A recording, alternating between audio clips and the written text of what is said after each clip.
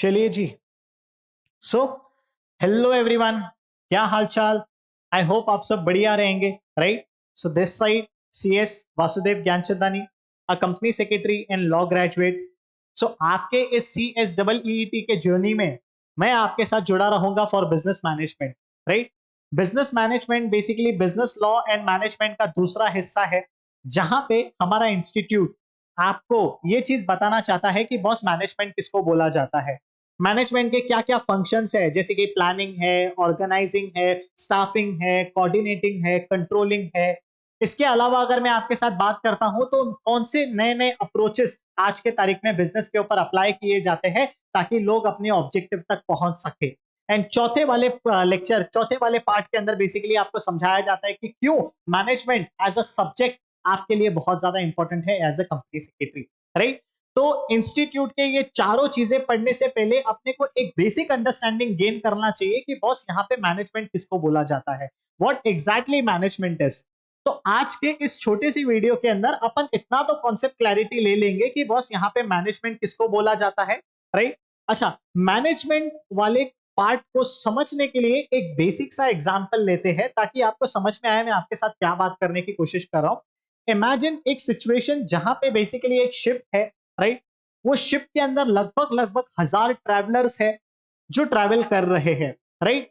And unfortunately वो जो ship है वो ऐसी रास्ते से, ऐसे रूट से गुजर रही है जहां पे बेसिकली बहुत ज्यादा सी के अप्स एंड डाउन्स अपने को देखने को मिल रहा है, यानी क्लाइमेटिक कंडीशंस खराब होने के कारण समंदर का बहाव कुछ इस तरीके से बना हुआ है कि पॉसिबिलिटी है कि वो शिप वहां पे डूब भी सकती है, या दूसरी पॉसिबिलिटी है कि वो शिप अपने डेस्टिनेशन पे भी पहुंच सकती है। अब you as a captain of that ship, right, आप चीजों को कैसे आगे लेके जाओगे। बस यही चीज अपन बेसिकली यहाँ पे मैनेजमेंट वाले सब्जेक्ट के अंदर पढ़ना है, क्योंकि आपका as a captain of the ship होने के नाते एक गलत डिसीजन वो शिप को डुबा सकता है, और आपका एक सही डिसीजन वो शिप को अपने जगह पे पहुंचा सकता है, राइट। सो कैन आई से what is management? Management is basically getting the things done.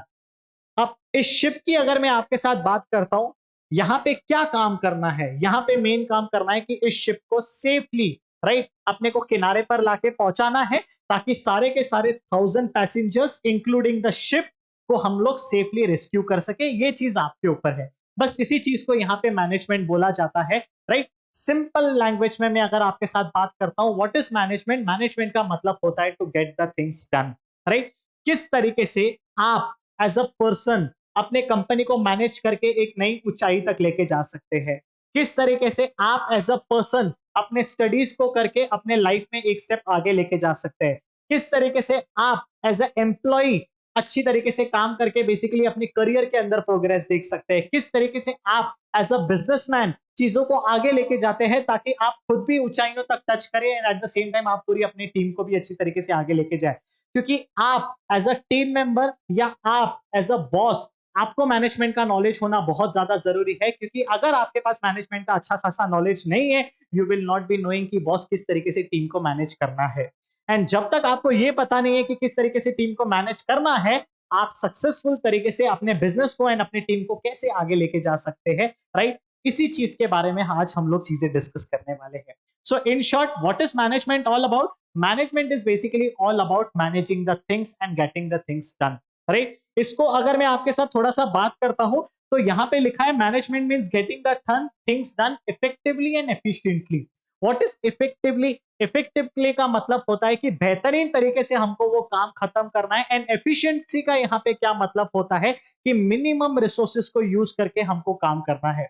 एक और एग्जांपल के तौर पे मैं अगर आपके साथ बात करता हूं, आप सब लोगों ने यहाँ पे गाजी अटैक वाली मूवी देखी होगी, राइट।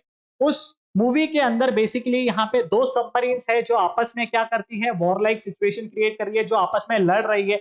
जिसमें से अगर मैं आपके साथ हमारे भारत की सबमरीन की बात करता हूं, तो कुछ टेक्निकल फेलियर होने के कारण वो शिप पूरी तरीके से फंक्शनल नहीं हो पा रही थी, राइट। आप लोगों ने देखा होगा वो सिर्फ ऊपर या नीचे जा सकती है, बल्कि आजू बाजू नहीं जा सकती है, एंड वो मूवमेंट को अच्छी तरीके से नहीं कर सकती है। तो उस शिप का जो कप्तान था, उस सबमरीन का जो कप्तान था, उसके पास यहाँ पे दो ऑप्शन थे। ऑप्शन नंबर वन उसके पास ये था कि सामने वाले शिप के रडार में आ जाओ, उसका शिकार बन जाओ और अपनी सबमरीन को और अपनी टीम को खत्म कर दो। लेकिन सेकेंड ऑप्शन उसके पास यहां पे क्या अवेलेबल था कि कुछ भी करके मेरे को चीजें ऐसी मैनेज करनी है कि बॉस मैं अपनी शिप को भी बचा लूं, मैं मेरी टीम को भी बचा लूं, एट द सेम टाइम मेरे देश का भी नाम यहां पे खराब नहीं होना चाहिए। इसी को तो यहां पे मैनेजमेंट बोला जाता है कि आपके पास कितने ज्यादा रिसोर्सेस है, ना ना ना, दैट इज नॉट इंपॉर्टेंट। आपके पास जितने रिसोर्सेस है आप उतने रिसोर्सेस को इस्तेमाल करके किस तरीके से अपना पर्पस फुलफिल कर सकते हो, इसी चीज को यहां पे मैनेजमेंट बोला जाता है। इसी चीज को यहां पे इफेक्टिवली एंड एफिशिएंटली बोला जाता है। I hope you are understanding basically what management is all about. So what is management? Management in simple terms is basically managing things, managing people, ये सारी की सारी चीजों को अपने को मैनेज करना है। ये अपने दिमाग के अंदर बात बैठा के रखना, ठीक है। इसके अलावा अगर मैं आपके साथ यहाँ पे बात करता हूं तो अपन थोड़ा सा फीचर्स के बारे में डिस्कस करेंगे कि मैनेजमेंट के अंदर मैनेजमेंट के क्या क्या फीचर्स है, राइट। सबसे पहली चीज अगर मैं आपके साथ यहाँ पे बात करता हूं तो management is goal oriented. Now what is goal oriented, मेरी बात ध्यान से समझना। अगर आप स्टडीज के ऊपर फोकस करते हो, आज के तारीख में अगर आप मेरा ये लेक्चर देख रहे हो, तो कहना से ये लेक्चर देखने के पीछे का बेसिक थॉट क्या है कि आपको यहाँ पे CSEET का एग्जाम क्लियर करना है। लेकिन CSEET का एग्जाम क्लियर करना है ये आपने अपने माइंड के अंदर एक गोल बना के रखा है। लेकिन कहना है से उस गोल के प्रति अभी आपको एक एक करके स्टेप्स लेने पड़ेंगे, क्योंकि जब तक आप उस गोल को पहुंचने के लिए सही एक्शन नहीं लेंगे, सही स्टेप नहीं लेंगे, आप क्या अपने गोल को अचीव कर पाएंगे? नहीं कर पाएंगे। इसीलिए यहां पे मैनेजमेंट को गोल ओरिएंटेड बोला जाता है। यानी मैनेजमेंट के जरिए आप जो भी एक्शन ले रहे हो, जैसे कि फॉर एग्जांपल आप क्लासेस ज्वाइन कर रहे हो, आप अच्छी तरीके से पढ़ रहे हो, आप अच्छी तरीके से रिवीजन कर रहे हो, आप अच्छी तरीके से क्वेश्चन सॉल्व कर रहे हो, तो ये सारी की सारी चीजें क्या है? ये सारी की सारी चीजें है you are managing your studies effectively. Why? Because you want to achieve the goal. What is the goal? To clear CSEET का exam in the very first attempt. So इसी तरीके से अगर मैं बिजनेस की आपके साथ बात करता हूं, बिजनेस के अंदर भी बड़े बड़े ऑर्गेनाइजेशन एक गोल सेट करते हैं, राइट। एंड उस गोल को अचीव करने के लिए जो भी उनके एक्शन प्लान है और जो उस एक्शन प्लान को एग्जीक्यूट करता है, ये सारे के सारे लोग मैनेजमेंट की कैटेगरी के अंदर आ जाते हैं। This is number one. Number two, अगर मैं आपके साथ यहां पे बात करता हूं तो इसका यूनिवर्सल एप्लीकेशन है। अब समझना मैं आपको यहां पे क्या बताने की कोशिश कर रहा हूं। It really does not matter कि आप यहां पे स्टूडेंट हो या आप एम्प्लॉय हो या आप बॉस हो, आप सोल प्रोप्राइटर का बिजनेस चला रहे हो, पार्टनरशिप का बिजनेस चला रहे हो, कंपनी फॉर्म ऑफ ऑर्गेनाइजेशन चला रहे हो, स्कूल चला रहे हो, हॉस्पिटल चला रहे हो, हर एक चीज में यहां पे मैनेजमेंट का होना जरूरी है, इंक्लूडिंग स्टूडेंट। अगर आप स्टूडेंट भी है, अगर आपने अपने स्टडीज को इफेक्टिवली मैनेज नहीं किया, तो क्या इसका कॉन्सिक्वेंसेस होगा? आप एग्जाम को नहीं क्लियर कर पाएंगे। तो जिस तरीके से आप अगर स्टडीज नहीं करेंगे तो एग्जाम को नहीं क्लियर कर पाएंगे, अपना एम अचीव नहीं कर पाएंगे। कहना है उसी तरीके से अगर कोई बंदा बिजनेस कर रहा है और बिजनेस के लिए अगर उसने कोई गोल सेट करके रखा है एंड उस गोल के प्रति अगर वो काम नहीं कर रहा है, तो क्या उसकी बात बन पाएगी? नहीं बन पाती। This is universally applicable. चाहे आप अलग अलग फॉर्म ऑफ बिजनेस ऑर्गेनाइजेशन की बात करो, चाहे आप अलग अलग एक्टिविटीज की बात करो, चाहे आप इंटरनेशनल लेवल पे बात करो। इसका यह मतलब नहीं है कि अगर मैं इंडिया में बिजनेस चला रहा हूं तो यहाँ के प्रिंसिपल्स मेरे को फॉरेन कंट्री में एप्लीकेबल नहीं होंगे। आप इसका जो अर्थ लेना चाहो आप बड़ी खुशी के साथ ले सकते हो। मैं सिर्फ यहाँ पे आपको इतना बताना चाहता हूं कि as a student management is must, as a employ management is must, as a boss management is must. हर घर के हर एक काम के अंदर आपको मैनेजमेंट के प्रिंसिपल्स यहाँ पे एप्लीकेबल करने होंगे, ठीक है। This is the second feature which talks about management. तीसरी एक इंपॉर्टेंट चीज के बारे में बात करता हूं, it's multi dimensional. Sir what is the meaning of multi dimensional? अच्छे से समझना। ऑर्गेनाइजेशन के अंदर कुछ लोग होते हैं, राइट, जिसको आप आपकी टीम बोलते हो। ऑर्गेनाइजेशन के अंदर कुछ गोल होता है, ऑर्गेनाइजेशन के पास कुछ रिसोर्सेस होते हैं। तो आपका एज अ मैनेजर का यहां पे क्या रोल है कि आप अपने, पहली बात तो टीम को मैनेज करोगे, दूसरी बात आप अपने रिसोर्सेस को मैनेज करोगे, तीसरी बात आप अपने टीम और रिसोर्सेस को कुछ इस तरीके से मैनेज करोगे कि आप अपने गोल तक पहुंच सके। सो can I say managing people is also considered as management, managing resources is also considered as management. At the same time by managing of resources and people you are in the position to achieve the goal for the company. This is what they are talking about multi dimensional. एक aspect नहीं, अलग अलग aspect से उसको देखा जा सकता है, अलग अलग एस्पेक्ट के जरिए उसके ऊपर काम किया जा सकता है, ठीक है। चौथी चीज देखो यहाँ पे क्या है, it's a continuous process. Sir continuous process का मतलब यहाँ पे क्या होता है, ध्यान से समझना, मैं आपको यहाँ पे क्या बताने की कोशिश कर रहा हूं। मान के चलते हैं किसी कंपनी है जिसने प्लान बनाया कि बॉस मेरे को टॉप 50 कंपनी के अंदर आना है, तो टॉप 50 कंपनी के अंदर कैसे आना है उसके लिए प्लान्स बनाए जाएंगे, बराबर। फिर उस प्लान को इंप्लीमेंट करवाया जाएगा, फिर लोगों के साथ कोऑर्डिनेट किया जाएगा, एंड जब कभी वो प्लान से हटके कुछ काम हो रहा है तो उसके ऊपर कंट्रोल एक्सरसाइज किया जाएगा। एंड कभी ना कभी तो एक ऐसा टाइम पीरियड आएगा कि जो आपने टारगेट रखा था, जो आपने प्लान किया था, वो अचीव हो चुका है। अब जब आपकी वो चीज अचीव हो चुकी है तो क्या आप अपना बिजनेस बंद कर दोगे? नहीं।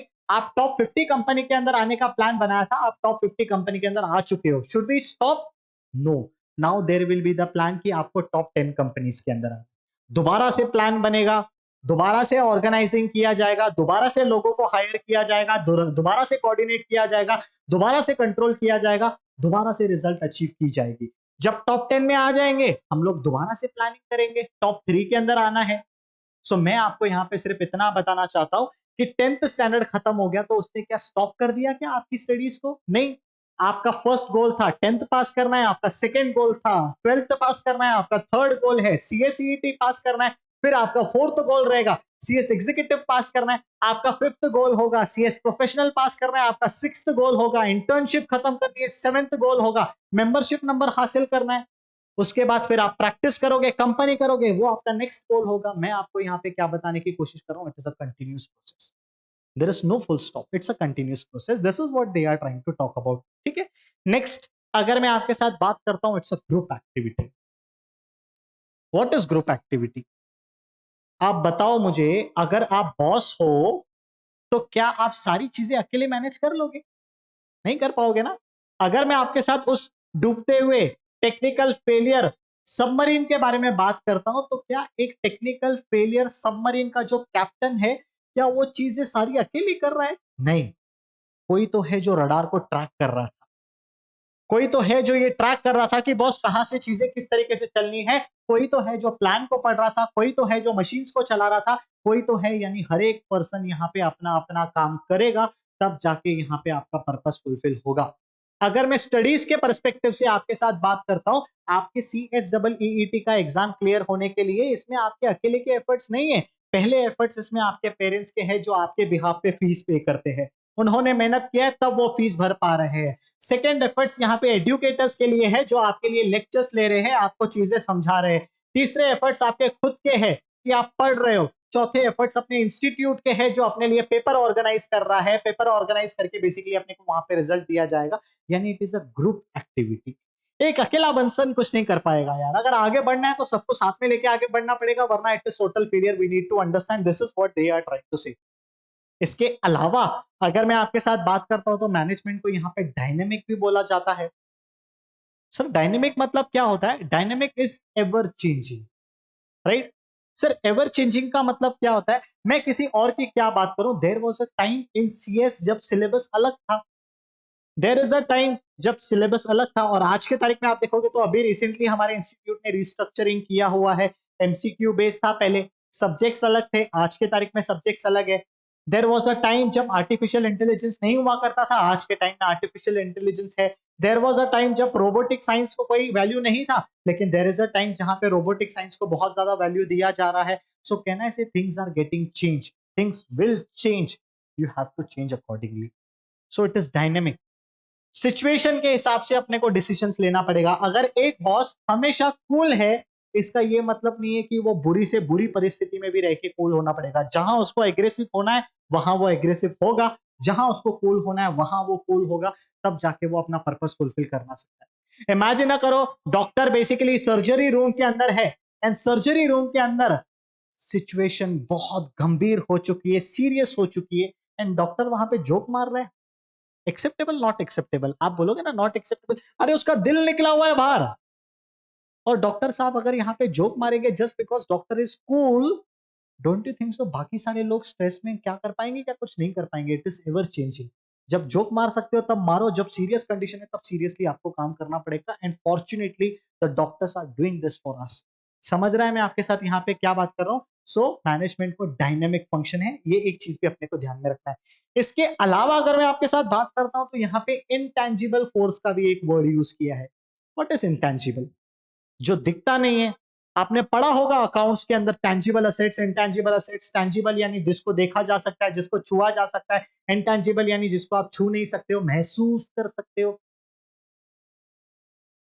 पड़ोसी के होने का फीलिंग महसूस कर सकते हो when you are away from her him.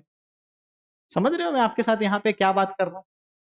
सो मैं आपको ये बताना चाहता हूं कि बॉस मैनेजमेंट दिखता नहीं है, आप टच नहीं कर सकते हो उसको, लेकिन उसके कॉन्सिक्वेंसेस, उसके रिजल्ट आपको दिखते हैं। It is intangible in nature. समझ रहा है मैं आपके साथ क्या बात कर रहा हूं? सर मतलब अभी तक आपने मुझे इतना समझा दिया कि मैनेजमेंट किसको बोलते हैं। हाँ, फिर आपने मुझे यह भी समझा दिया कि मैनेजमेंट के क्या क्या फीचर्स हैं। हाँ, जिसमें से सबसे पहला goal oriented, second universal application, third multi dimensional, fourth group activity, fifth continuous process, six dynamic in nature, seventh intangible in nature. मतलब फीचर्स क्लियर हो गया, मैनेजमेंट का मीनिंग क्लियर हो गया। अब क्या कराओगे सर? अब बेसिकली मैं आपके साथ यहां पे बात करने वाला हूं नेचर के बारे में। बहुत सारी ऐसे डिबेट्स है। कोई बोलता है मैनेजमेंट एज अ सब्जेक्ट ये साइंस है, कोई बोलता है मैनेजमेंट एक आर्ट है, कला है, कोई बोलता है मैनेजमेंट एक प्रोफेशन है।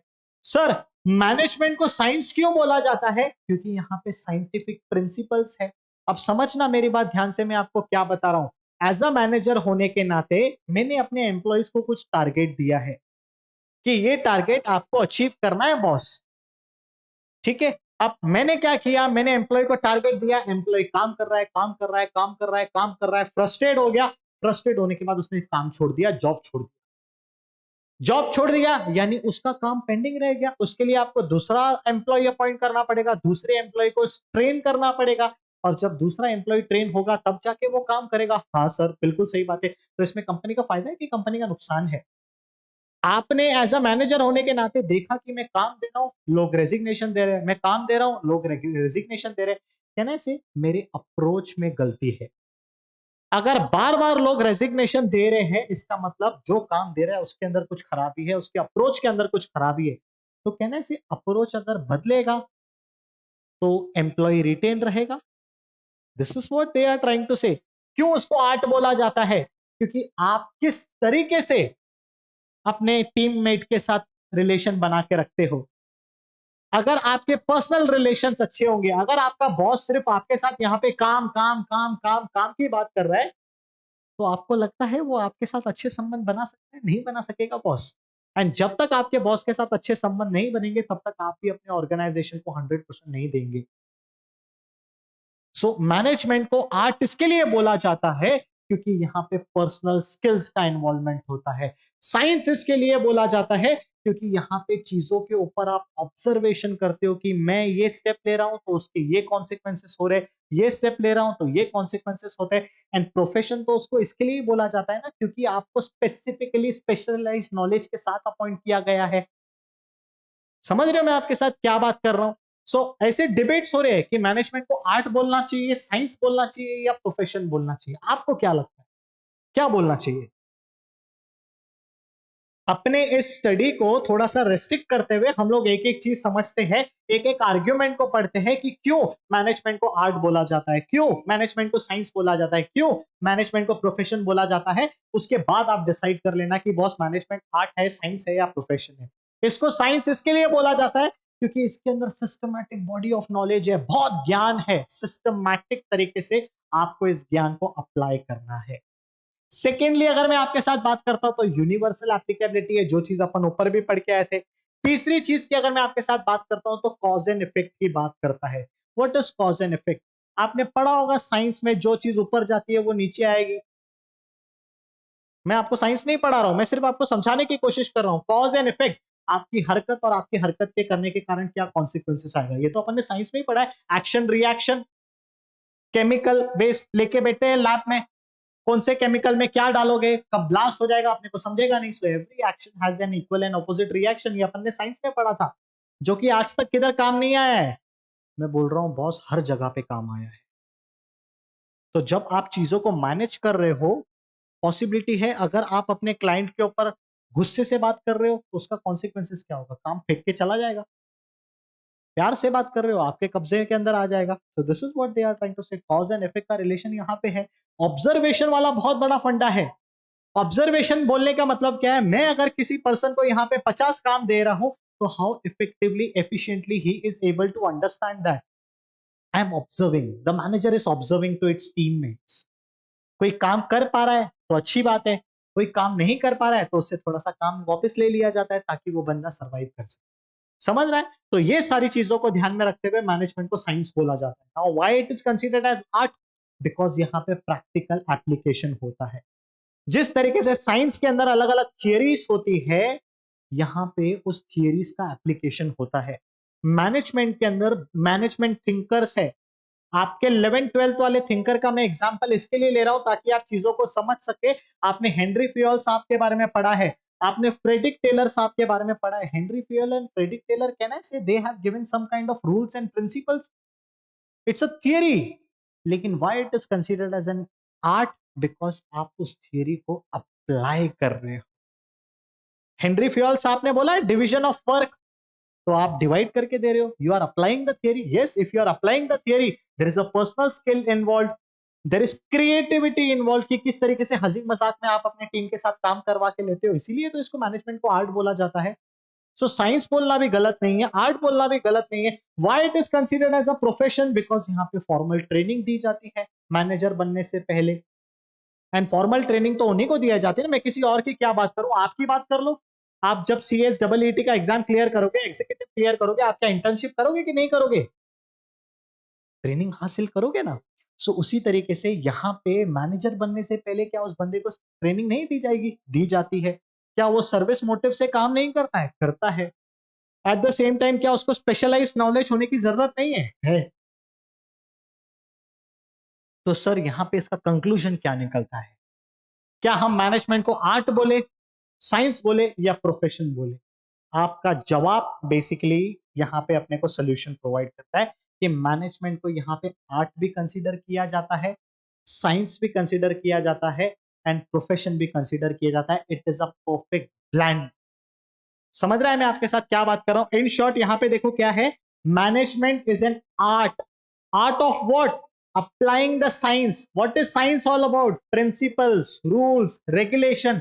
प्रिंसिपल, रूल्स, रेगुलेशंस यानी यहाँ पे किसकी बात हो रही है? मैनेजमेंट थियरीज की बात हो रही है। कौन से मैनेजमेंट थियरीज? जो मैनेजमेंट थिंकर्स लोगों ने दी है। यानी management is an art. Art of what? Applying science in a professional way. Professional तरीके से काम करोगे तब बात बनेगा ना यार। टाटा जैसे ऑर्गेनाइजेशन में, रिलायंस जैसी ऑर्गेनाइजेशन में, इंफोसिस जैसे ऑर्गेनाइजेशन में इनप्रोफेशनल बन के काम नहीं बन सकता है। Everything has to be in a professional manner. अरे समझ रहा है क्या मैं आपके साथ क्या डिस्कस कर रहा हूं? I hope things are getting clear. ठीक है। सो अगर मैं आपके साथ यहाँ पे यस एकेडमी की परस्पेक्टिव से बात करता हूँ, राइट, यस एकेडमी भी तो चीजों को मैनेज कर रहा है। समझ रहे हो? देयर वॉज अ टाइम जब CSEET के साथ CS एग्जीक्यूटिव, फिर CS प्रोफेशनल, फिर बदलाव हुआ, अपग्रेड हुई, टीम बढ़ी, टीम के अंदर डुअल क्वालिफाइड लोग हैं। चाहे आप विकास सर देखो, चाहे आप चिराग सर देखो, चाहे आप विशिष्टा मैम देखो, चाहे आप सूची मैम देखो, चाहे आप वैभव सर देखो, चाहे आप मुस्कान मैम देखो, चाहे आप हरीश सर के बारे में बात करो, विपुल सर के बारे में बात करो। मैं आपको सिर्फ यही बताना चाहता हूँ कि बॉस मैनेजमेंट हर जगह पे है, चाहे आपके स्टडीज लाइफ में हो, स्टूडेंट लाइफ में हो या प्रोफेशनल लाइफ में हो। सो आई होप आपको अच्छी तरीके से समझ में आया है कि मैनेजमेंट क्या है।